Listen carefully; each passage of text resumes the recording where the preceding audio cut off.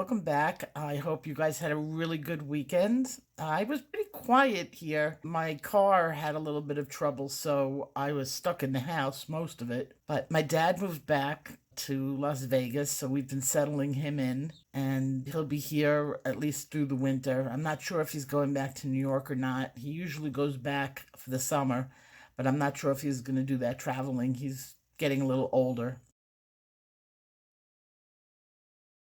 So today I'm going to do something a little bit different. I have for the rest of the week tutorials just about done with the pictures and the editing and everything on the videos, but not quite yet. Today's video, I want to critique myself. And I think that it's important for you guys to see where I was at one point. This picture that I have plastered on the screen, I can be honest with myself, okay? I would never say this to somebody else. It's pretty darn awful. This was the very first picture I picked up using my very first colored pencils. I had no idea how to blend them. I didn't know colors. I mean, I came from a graphite background, which is a totally different medium and handled totally different. I actually tried to blend my picture using a stump. Which does nothing except for burnish your picture. It does not blend. I didn't use any sort of medium on it. Nothing. This picture is obviously underdone in so many places. I mean, in every place. There is no place. I think I put one layer on. It looked like my niece did it. I don't want to insult my niece. She's older now and she's an artist too, into art, but like I'm thinking of like the youngest child in my life, my goddaughter. I have a 3-year-old goddaughter. So it really looks bad. I mean, if you look at the colors, they're incoherent. They're all over the place. I have purples and the reds and the yellows. I think I was trying to set this bird on fire.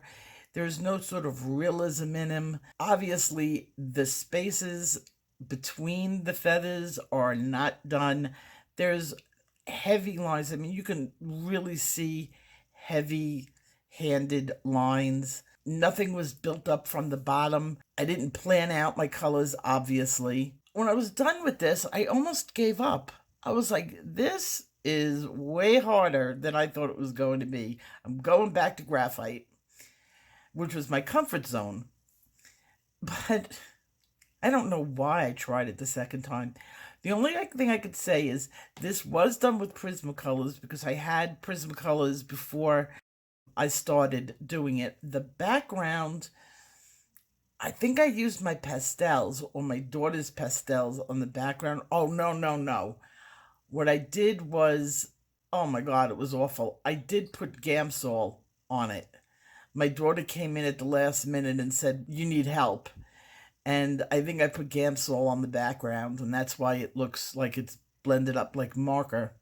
But the owl itself, oh my God. And I just wanted you guys to see how far you can come. Now, I'm about to put out another owl picture, and that's why I thought I would put this out now and laugh about it. Just being able to see where I was in 2015 to where I am, it's going to be 2020. And the world of difference is like I can now do hyperrealism. I can do my own art. Remember, from 2015 till now, I've done 450 or close to 450 videos. That's 450 pictures. 450 times my hands touched the paper. And that doesn't include all the pictures I've done that I haven't done videos on. That's a lot of practice. When I put my tips and my time savers out, which there's going to be a lot coming up. I have a whole bunch of videos that I'm working on of tips and time savers and tricks, summing up everything I've done this year, which I really think is my most productive year yet as far as colored pencil goes. I think this was 2019 was a really good year for me, artistic-wise and growth-wise. But every tip that I give to you, it's because I've come from that thing to where I am now. Am I the world's best pencil artist? No. I hope to be someday. I hope to be 10 times what I am. And 5 years from now, I'll look back on this and even laugh more. And I'll look back on the pictures that I do today and say, wow, because you want to just keep growing. Now, if I looked at this picture and it came from one of my subscribers, I would absolutely not say it's awful. Because I want to tell you, if I was going to look at this with a discerning eye, I could tell you a lot that I did do right. And I would pat myself on the head and said, I have potential. Well, first of all, I kind of got the fact without doing any sort of research that you had to blend. Okay, I could see some of my colors blending into other colors. I didn't have the hand coordination yet that I have now, but I could see it was emerging. I could see that I understood the dark on the outside, the light. I took that from my graphite background. To me, this looks like a picture that would have potential for the future. The fact that there are skip spaces, well, that I tell everybody. Go back with a magnifying glass. Go back and really look. We all have our eyes sometimes plays tricks on us and we think we filled it up and we didn't. Another tip, take a photograph. There is nothing better than an up-close photograph like this to show you exactly where you missed a spot. And obviously, I missed a lot of spots. I think I was blind. I don't want to give all my tips away, but I just wanted to show you where you could be, and with a little bit of work, getting better and better. And I've seen it on so many people who started with me from eons ago, and I watched their progress, and it's just, the transformation is amazing of where you can go with this medium. Colored pencil is not easy. Out of all, I think painting is easier than this. I think watercolor is a bit more forgiving than this.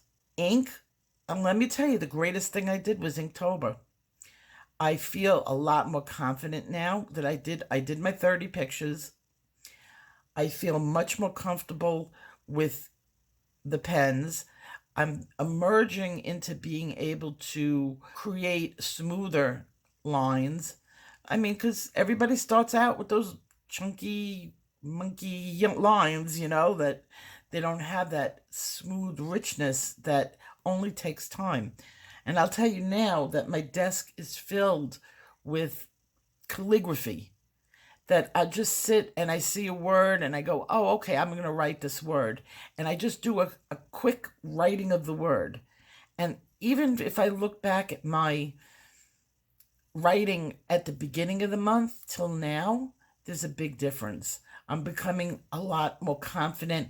I'm remembering, it's becoming automatic to do my lines the way it's supposed to be, where my thick lines go, where my thin lines go, how to achieve those lines.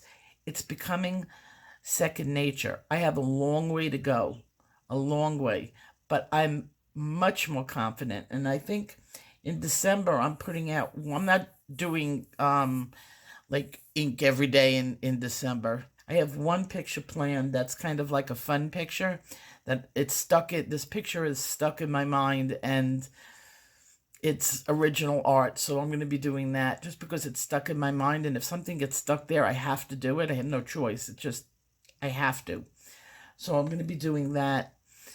I just wanted to show you where I am and tell you that on Wednesday, I have a big one coming out. I may put it out on Tuesday. But I have a big one coming out, and this one is a request from Melody Trotter. It's one that I've owed her for a little while. I'm kind of backed up on my requests, but this one, came at a good time.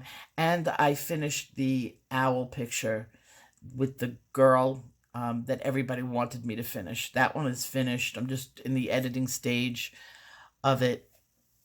And that's why I wanted to put this out, because wait until you see what my other owl is. I'll end up putting this picture in that video so you can compare. And I promise you will laugh. This is where I started from.